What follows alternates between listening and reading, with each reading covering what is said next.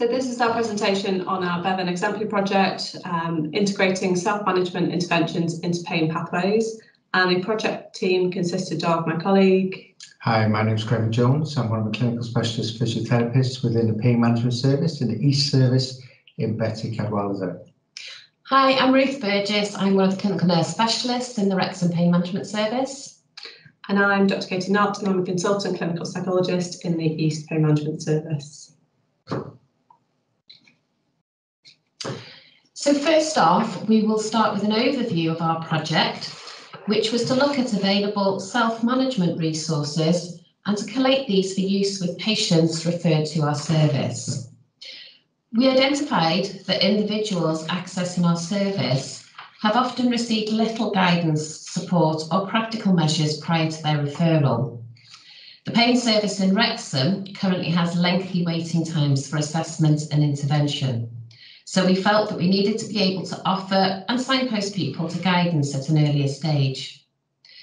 Evidence does suggest that longer waiting times can lead to a worsening in well-being, mood, and physical presentation, and this can also lead to an increased reliance on medications. We therefore identified that improving access to self-management resources during the waiting time was fundamental. Our Bevan project did alter from its initial idea due to the lack of available resources to access, but also due to the short time framework of the fast track programme. The pilot project we will be discussing evolved during scoping and discussions with Helen Howson. We decided to undertake a pilot project integrating the education programme for patients chronic pain course into our secondary care pain service pathway. So moving on to a summary of our aims, we wanted to increase the accessibility of high quality self-management resources for those people experiencing persistent pain. We wanted to reduce the likelihood of pain becoming further established in its chronicity or health and well-being further deteriorating by providing access to self-management resources whilst an individual is waiting to be seen by a specialist pain service. We wanted to improve patient outcome and experience, reduce service demand due to decreased need for direct clinical contact, and reducing demand for face-to-face contact with clinicians was of particular importance during the current pandemic. We wanted to move towards a stepped model of care with individuals who were more engaged in a self-management approach, being able to work through resources independently at an earlier stage in their care. This would lead to those with more complex needs being seen in a more timely manner, in lines with principles of prudent healthcare. We wanted to embrace new ways of working by providing access to a remote self-management programme, improve coordination between services and therefore reduce duplication of work, and identify barriers to engagement with self-management resources. So this diagram provides you with an overview of the pilot project. So if you start on the left-hand side of the diagram, 100 patients were offered the Education for Patients programme, and they were contacted by telephone to offer this intervention to them. And these were patients already on the waiting list to see the pain management service in the East in Betty Cadwallader. Of those 100 patients, 71 agreed to a referral to the Education for Patients programme. And of those, 57 opted in once they were contacted by the Education for Patients programme administrative staff. So just to provide you with a brief overview, the Education for Patients programme, or EPP for short, is a 6 weeks intervention with one additional week to orientate participants to accessing a remote intervention. So it is run over 6 weeks, 2.5-hour sessions, and anybody who completes 4 out of the 6 sessions are considered to have completed the course. So for our course, which was a specific EPP aimed at helping people to live alongside their pain, 32 attended the first session, and then 21 of those completed. So completed 4 out of the 6 sessions. Psychometrics were completed pre, so at first point of contact and post intervention as well. But we also completed our own psychometrics when those patients were referred to our service too. And just to let you know that there has been intervention similar to this run before in Australia, in Perth, and over there they found about a 50% uptake of self-management interventions, which is similar to our opt-in of 57 out of the 100. So just to provide you with an overview of the key outcomes. So of the 100 individuals offered EPP, 32% attended the first session, which isn't a bad uptake really. 66% of those who attended the first session completed the whole course, which in terms of attrition rate isn't bad at all. And 77% of those who attended EPP reported that they found it to be beneficial. And actually, at least one of those individuals went on to say that they didn't need our service afterwards, and others have said that they needed kind of less input from our service, or we felt that they did. So in terms of the standardised outcome measures, those evaluating patient outcomes, we mainly kind of focused on measures around mood and patient experience at point of referral to our service, pre-EPP and post-completion of EPP, and they all demonstrated an improvement across all domains, with mood demonstrating a significant improvement post-intervention. Of those who didn't engage in EPP, so the people who opted out, 96% cited lifestyle reasons. So actually there was a lot of stuff around work-related issues, COVID-related issues, caring, etc. And only 4% stated that they didn't believe the programme would be relevant. So actually most of the patients who were contacted felt that it would help them in some way. Longer term outcomes. So our hope is that integrating EPP into the referral pathway might reduce demand on services, because individuals will be accessing advice and support to self-manage their condition at an earlier point in their pain journey. We're hoping that waiting lists and waiting times might reduce as a result, and we would therefore be able to focus on those who have the greatest need in line with principles of prudent healthcare.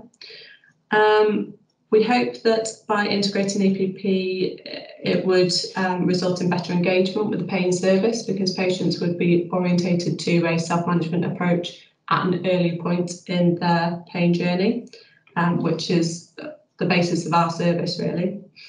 And it would reduce resource demand, because essentially what we're hoping is if we offer EPP early on in a patient journey, they would then go on to need less clinical contact hours under our service.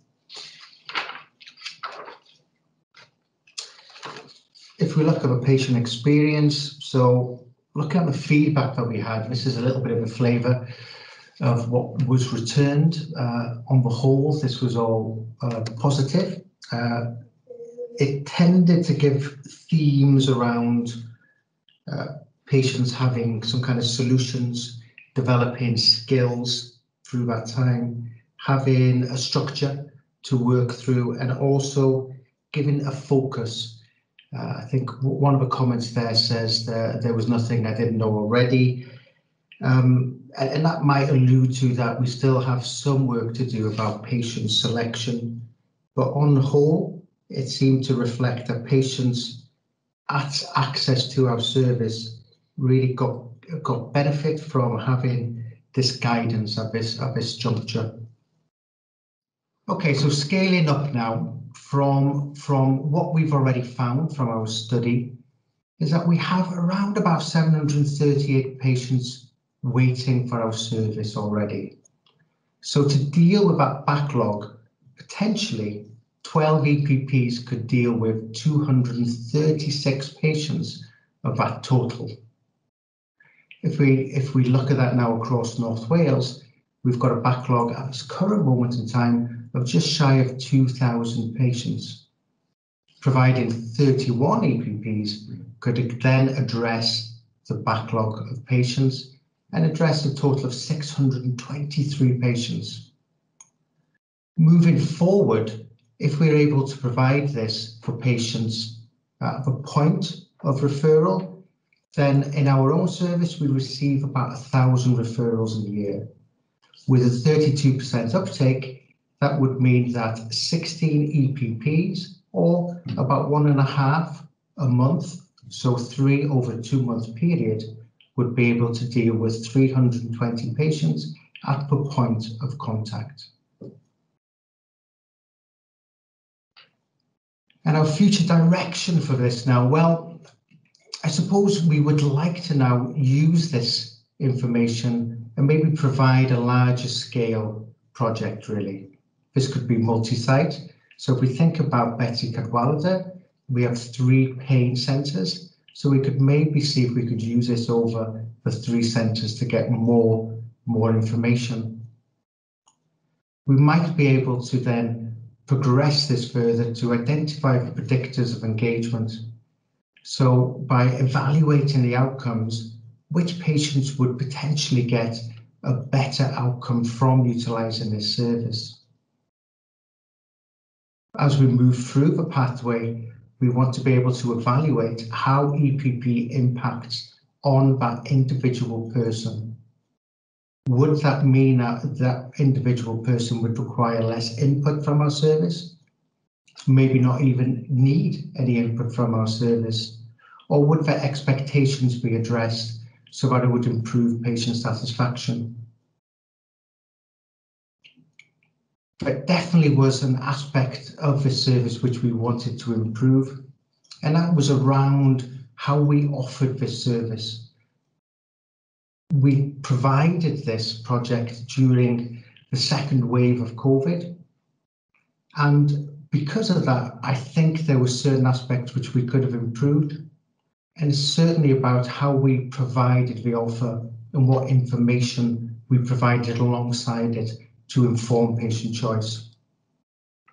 We certainly want to continue integrating with other services.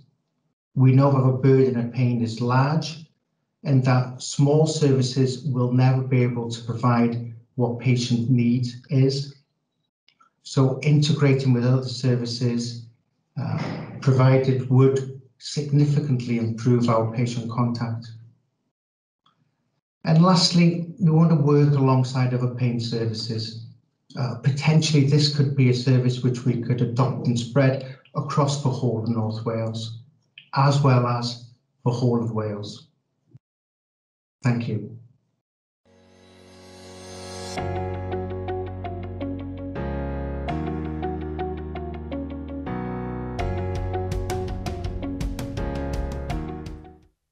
We will now have a Q&A discussion. What support do you need to take this project forward?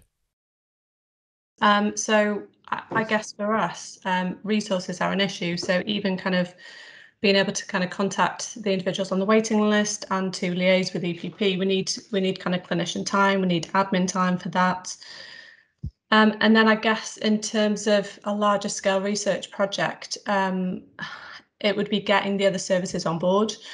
So we're looking at developing a kind of research strategy across the pain services in BCU, but yeah, I guess it's difficult to get other services on board always, isn't it? Let alone kind of across Wales. So I guess, yeah, that's where we're a little unsure how to kind of take it forwards. What can the Bevan Commission and the Health Board do to help with those challenges? I guess support us to develop a better network across BCU and then across Wales for pain services, really. So I guess at the moment we don't have a clinical director across pain services, and it's something that we've kind of raised as a concern on a number of occasions. And I think if we had somebody like that in post across our pain services, then really, you know, it would be somebody to kind of speak to action with the executive level to help us to carry things forwards. But there's also the kind of resource issue. So we've kind of got various business cases in to increase physio, increase psychology, increase admin time. So I guess from a health board perspective, yeah, helping us to take that forward would enable us to then work on projects like this. Yeah, dedicate time. I guess we've taken advantage of COVID and the pause it's given us, but now clinical commitments are really kind of stacking up. So yeah, that would help. Is there opportunity to offer this service as the norm precursor for patients referred to you? Yeah, so although you kind of say that COVID, you know, that was the catalyst, but actually for a number of years we've been talking about, you know, increasing accessibility, remote working, a stepped model of care. So that's something that we've really wanted to move towards for a long time. I guess during COVID, although we continue to see patients, it was reduced dramatically, and we had to look at alternative ways of seeing people. And then I guess there was the backlog because we weren't seeing as many new assessments. We all know about the kind of orthopedics waiting lists as well, and the pressure that's going to come with that on us from, you know, within pain services. So I guess we were looking at other ways and other services and resources that we could utilise during this time. But yeah, it's definitely something that we want to be part of the norm, and we've been looking at for many years, really. Did you find that throughout the programme more people were engaged with the ownership of their health more generally, as well as with the management of their condition? We're still a little bit early within that process at the moment because we did this December. We tried to recruit people. So recruiting 100 people or phoning 100 people in December was pretty difficult, and then getting them on courses in early January. And then we've still got to wait for those patients to come through to see us. It's interesting though, because I think this is a part of what we want to do. We recognise that people waiting on a waiting list for a year, 2 years sometimes, it's crazy times, that people are waiting for something, whereas potentially they could have something which is a treatment, which is something which is going to benefit their life, but also what we found is that it improved mood as well. So the engagement is something that we're hoping to see. We've seen about 2 or 3 which have come through, and our contact with those people who have been through the course has been significantly less. And I suppose we might be missing a bit. So we normally have to provide, we're not really having to provide that. So we're hoping it kind of really provides a nice slipstream through. But our main emphasis really is about providing that input at the point of referral, not that people have to wait a significant time to be seen. Completely. Thank you.